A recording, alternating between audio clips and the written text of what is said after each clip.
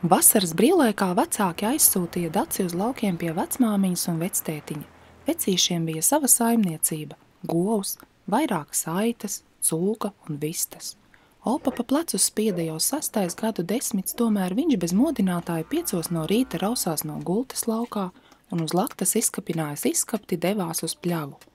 Mazlietiņ vēlāk piecēlās Olmīte, izslauca gauju un aizveda piesiet uz noras, ielaida aplokā aitas, pabaroja ruksi, iekūra plīti, pagatavoja gardas brokastis un tad modināja mazmeitu. Aiznes Dacīt pļāvēja mazaidu!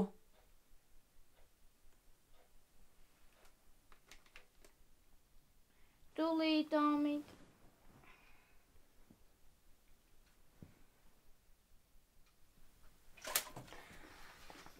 Ai! Veco man, ko tu āksties? Tu paņemsi uz pļavu līdzi arī savu kukuli. To ciema kukuli, kos atvedu jūs ar veco papu, vakar jau apēdāt. Nē, es runāju par citu klaipu. Par to, ko tu nu pat izcepi miegā. Tam ir jābūt milzīgam. Vai tādu vispār spēsi panest veselas 10 stundas?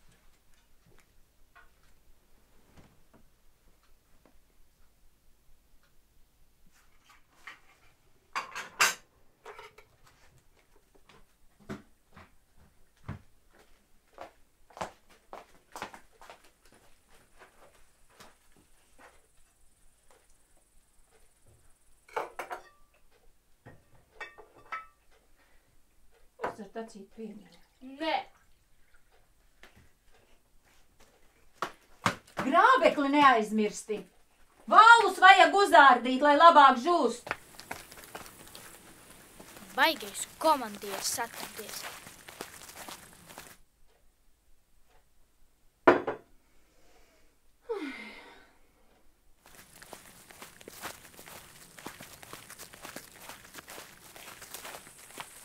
Grābekli paņemt jau es varu, tikai necer, ka skasīšu tavu sienu. Esmu atbrauks te atpūsties, nevis mocīties.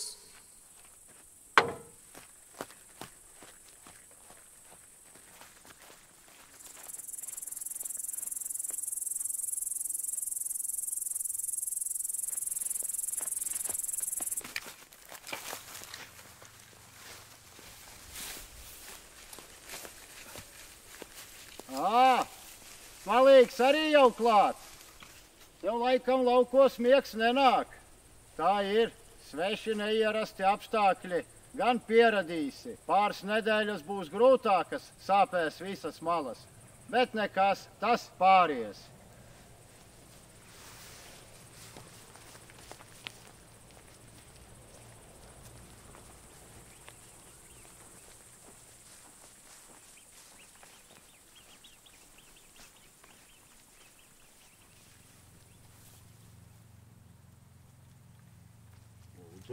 Paldies!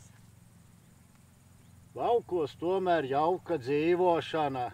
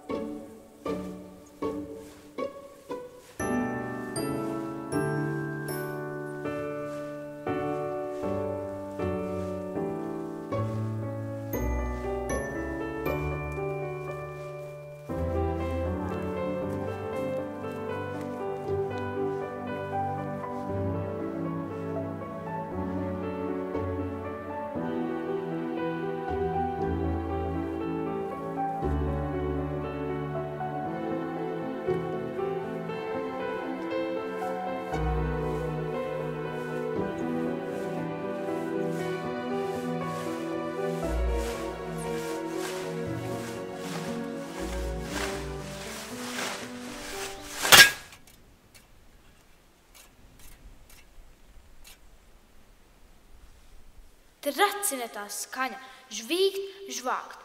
Iesludāks žurnāls palasīt ēnā uz laipnes, lai Ome sauc, lai meklē. Es neesmu viņai kalpone.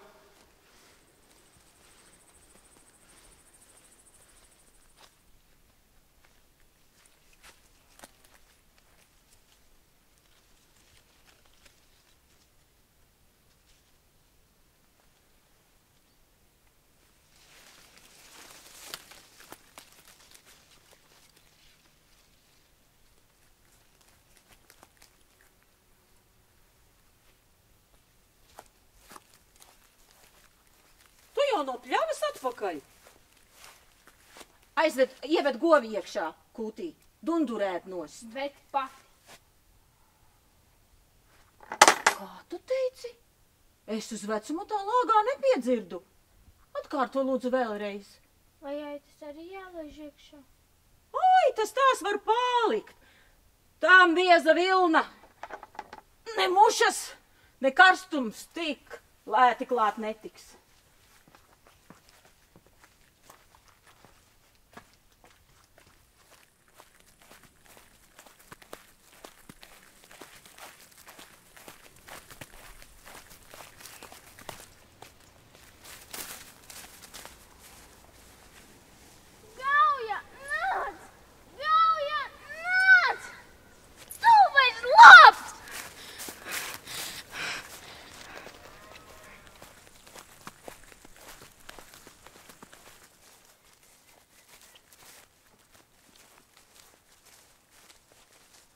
Kas tad noticis, meitiņ?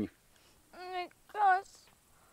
Laikam jau Omīte nodarīja tev pāri. Viņai jau mēle kā šmirģelis. Nekas, es ar viņu parunāšu zem 4 acīm.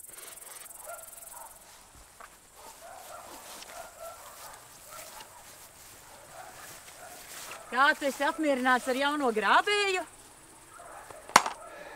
Es nesūdzos. Katrs iesākums ir grūts. Bet nekas. Es esmu pārliecināts, ka mēs vēl kalnus gāzīsim. Vasara priekšā gara, gara.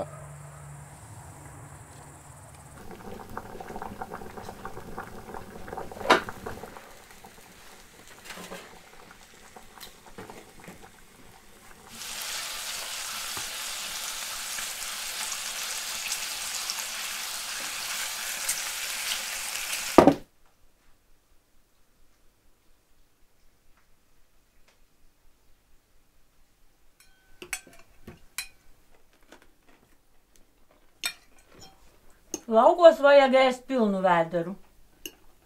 Lieko svaru nodzīsi darbā.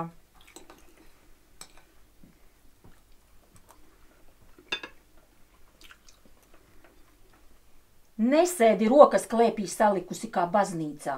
Palīdzi nomazgāt traukus.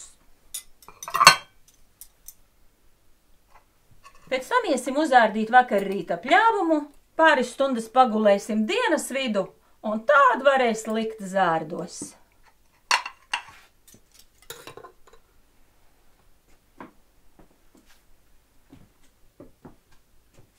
Aizmigt pusdienas laikā Dace nespēja, ne tāpēc, ka nebija radusi pie tāda režīma, un arī ne tāpēc, ka sīvi koda mušas. Viņa punktierēja, kā drīzāk tikt projām no šejienes, atpakaļ uz Rīgu.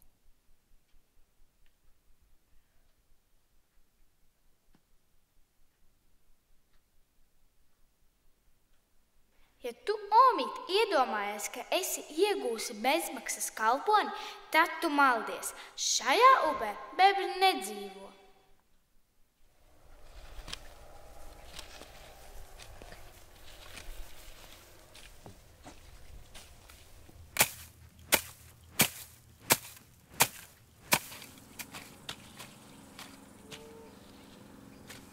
Nebēdā, Daču. Vēlāk es tavu grābiķi salabošu. Tagad kaut kā jāiztiek. Siens garš, cauri nebirst.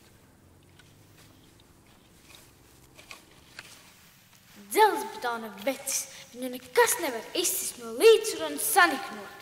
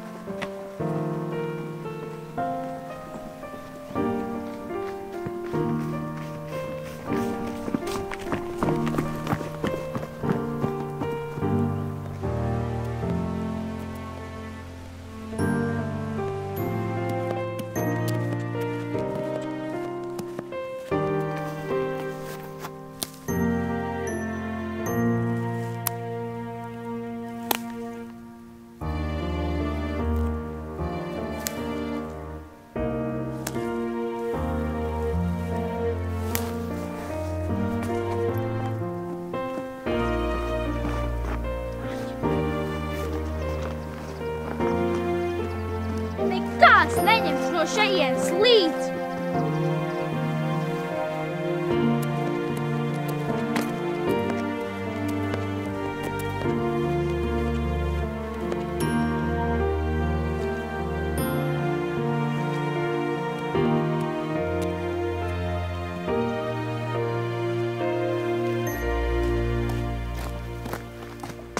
Labrīt, meitiņ! Kā tad tu pati esi sadomājusi nākt man pretī uz autoveikalu, vai omīte tevi sūtīja? Es pati. Skat, somu arī esi paņēmusi līdzi. Nu nav jau nekā man te smaga. Rupmaize, baltmaize, sāls, konservi. Reizi nedēļā mūs apgādā. Šos abus divus kukuļus gan tu vari pārlikt savā somā.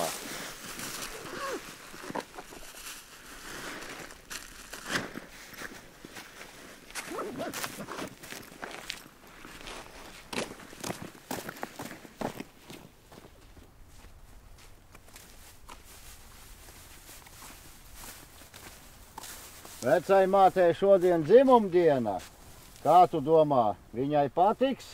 Viņa noteikti priecāsies, bet man nav dāvanas. Tas nekas, tu pati esi vislabākā dāvana. Tu esi labs, bet viņa... Viņa meitiņa savu mīlestību neizrāda. Tāda daba.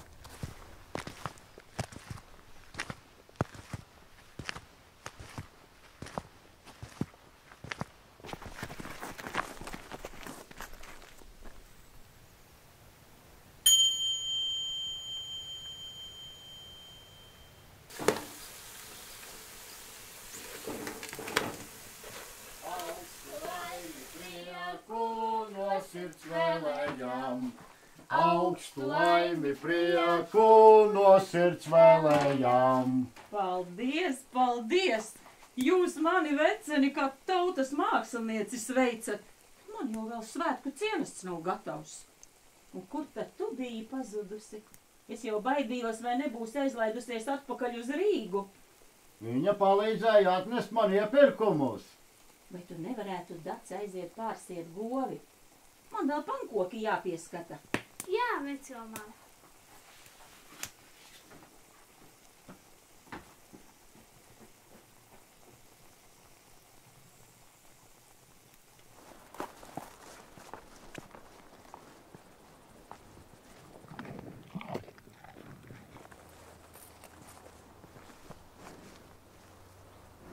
Tu man piedod, Gauņa, ka es vakar pret tevīm izturējos tik riebīgi. Gāja dienas un tuvinieku savstarpējās attiecības tikai uzlabojās. Ome rosījās pa ķēķi, Opaps apsakoja labības laukus, mazmeitiņai Dacītei iepatikās rīta stundas, kad varēja izskrieties rasotā zālē un nesteidzīgi lasīt grāmatas, dienas vidū spēlēties ar kaimiņu bērniem. Kņada bija liela, tomēr vecvecāki neko neteica, jo apzinājās, ka bez viņiem pasaule būtu pelēka un neskanīga.